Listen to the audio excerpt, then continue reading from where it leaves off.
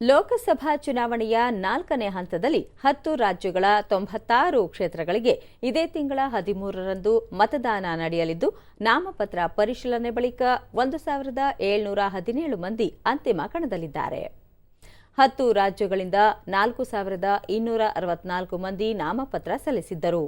ಅದರಲ್ಲಿ ತೆಲಂಗಾಣದಲ್ಲಿ ಅತಿ ಹೆಚ್ಚು 1488 ಮಂದಿ 17 ಲೋಕಸಭಾ ಕ್ಷೇತ್ರಗಳಿಂದ ಆಯ್ಕೆ ಬಯಸಿ ಉಮೇದುವಾರಿಕೆ ಸಲ್ಲಿಸಿದ್ದರು.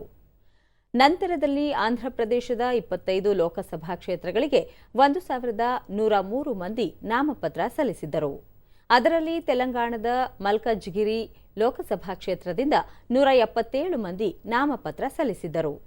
ಈ ಪೈಕಿ ಆಂಧ್ರಪ್ರದೇಶದ 25 ಕ್ಷೇತ್ರಗಳಿಗೆ 454 ಮಂದಿ, ಬಿಹಾರದ 5 ಕ್ಷೇತ್ರಗಳಿಗೆ 55 ಮಂದಿ, ಜಮ್ಮು ಕಾಶ್ಮೀರದ 1 ಕ್ಷೇತ್ರಕ್ಕೆ 24 ಮಂದಿ, ಜಾರ್ಖಂಡ್ನ 4 ಕ್ಷೇತ್ರಕ್ಕೆ 45 ಮಂದಿ, ಮಧ್ಯಪ್ರದೇಶದ 8 ಕ್ಷೇತ್ರಕ್ಕೆ 74, ಮಹಾರಾಷ್ಟ್ರದ 11 ಕ್ಷೇತ್ರಗಳಿಗೆ 298, ಒಡಿಶಾದ 4 ಕ್ಷೇತ್ರಗಳಿಗೆ 37, ತೆಲಂಗಾಣದ 17 ಕ್ಷೇತ್ರಗಳಿಗೆ 527, ಉತ್ತರ ಪ್ರದೇಶದ 13 ಕ್ಷೇತ್ರಗಳಿಗೆ 130 ಹಾಗೂ ಪಶ್ಚಿಮ ಬಂಗಾಳದ 8 ಕ್ಷೇತ್ರಗಳಿಗೆ 75 ಮಂದಿ ಸೇರಿದಂತೆ 1717 ಮಂದಿ ಅಂತಿಮ ಕಣದಲ್ಲಿದ್ದಾರೆ ಎಂದು ಚುನಾವಣಾ ಆಯೋಗ ತಿಳಿಸಿದೆ.